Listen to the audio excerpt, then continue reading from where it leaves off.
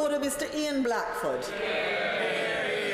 Thank you, Madam Deputy Speaker, and can I thank you for your forbearance this evening. Perhaps it is pertinent, given some of the angst from the government benches, to point out just exactly what has happened this evening. The reason that we're here is because of government business. It is the government that is responsible for timetabling. And this was the only opportunity.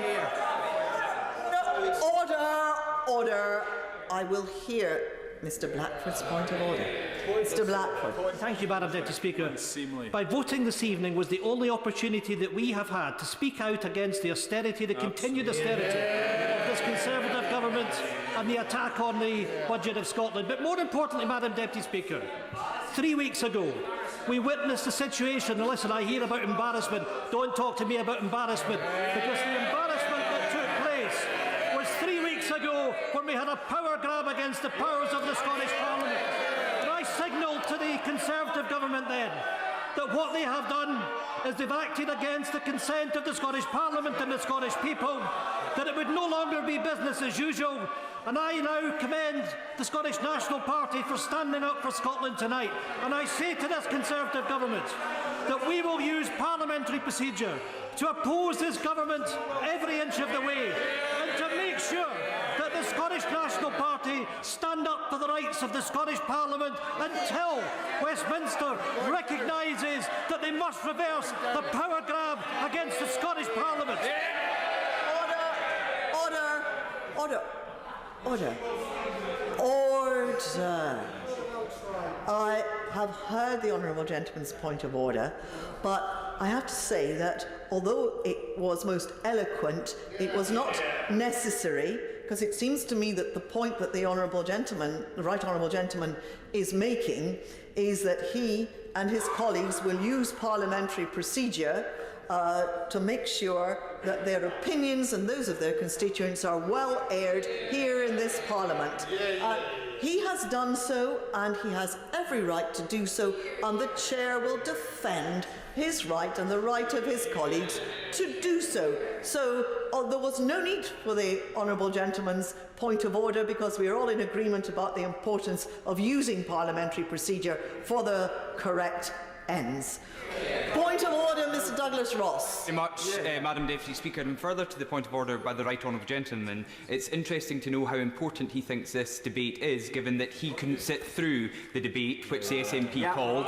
Only 2 SNP members did. But I wonder if, through the Chair, if you could tell me a couple of points. First of all, can you agree and accept that I don't care how many times we vote, but the pathetic theatrics we saw from the SNP, where twice you had to instruct the Sergeant-at-Arms to get them out, only 33 members of the SNP voted tonight. Now, I know that under the SNP in Scotland, physical activity is at amongst the lowest levels anywhere in the world, but I'm surprised how long it took just 33 members to walk through. But that doesn't just affect members of this House, it affects House staff. And I wonder if you will reflect, or the Speaker will reflect, about how these antics affect House staff who have to stay here longer.